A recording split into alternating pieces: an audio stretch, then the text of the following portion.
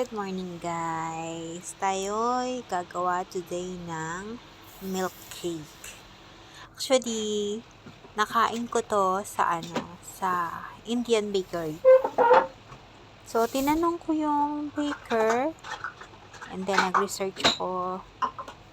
Yun nga, ang ginagamit nila is ghee, powder milk, and full cream milk. Pero ayoko kasi ng ghee kasi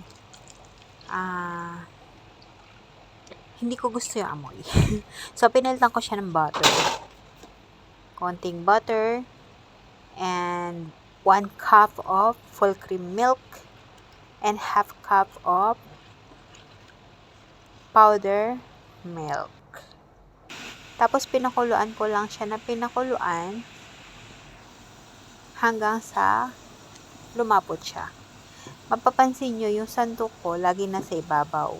Nabasa ko kasi na pag nilagay mo yan, hindi talaga aapaw yung milk kahit anong kulo niya. And in fairness, totoo siya. Totoo talaga kasi hindi siya tumapaw, hindi siya tumapon. So, ayan, pakuluan lang ng pakuluan, haluin, walang katapusan. Guys, ang sarap. Promise, hindi ako nagbibiro, ang sarap. And, madali lang naman gawin. Basta matyaga ka. Ako, gusto ko kasi yung may brown kasi ano siya, yung nabibili kasi sa Indian bakery, ma-brown siya. Pero hindi ko pa makuha yung texture kasi first time ko lang ginawa. So, ulit-ulitin ko siya para ma-perfect ko. Pero syempre, hindi ako masaya pag hindi ko na video. So, kahit first time kong ginagawa, video ko pa rin. So, magiging memories ko yan na, ito yung time na first time kong ginawa ito. And syempre, ulit-ulitin ko to make it perfect. Pero guys, ang sarap. Promise, ang sarap niya. Hindi mo pagsisisihan. Ang iba yung sarap niya. Promise, iba yung lasa. Samantalang ano lang siya, no? Full cream milk, saka powder milk. Tapos, pag medyo, ayan na, malapot na siya, lalagyan natin siya ng sugar. Yung iba, parang brown ginagamit nila, pero ako white. Gusto ko white. Ayoko masyadong brown yung milk cake ko. Ayan. Alam nyo guys, yung brown na yan, yung brown ng milk na yan, di ba pag pinakuluan natin siya, tapos hindi mo siya hinalo agad, magba-brown sa ilalim. Yun yung lasang hinahanap ko. Pero hindi naman kasi pwede kong i-brown lahat kasi baka mag-overcook, mag-burn siya. Kasi first time ko ang gumawa, diba? Sayang naman.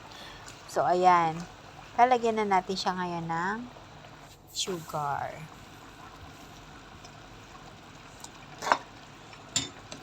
Ang sugar na nilagay ko dyan is half cup din.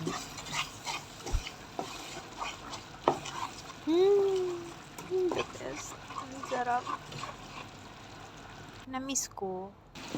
Actually, last week ko pa yung ginawa, pero wala akong mood mag-edit. Ayan na, lumalapot na siya. Ano ba? Na-miss ko bigla. Bukas gagawa ako. Ayan, ang sarap po. Tapos yung amoy niya, ang sarap-sarap na amoy. Yung bahay, amoy milk cake talaga. Ayan na, lagay na natin siya. Hindi ko na siya minold, kasi ako lang naman kakain. Saka, too busy lately, wala akong masyadong time maggagawa ng kung ano-ano. So, hindi ko na siya kinat. Pero, after a day, mas masarap siyang kainin after a day. Promise. Ayan.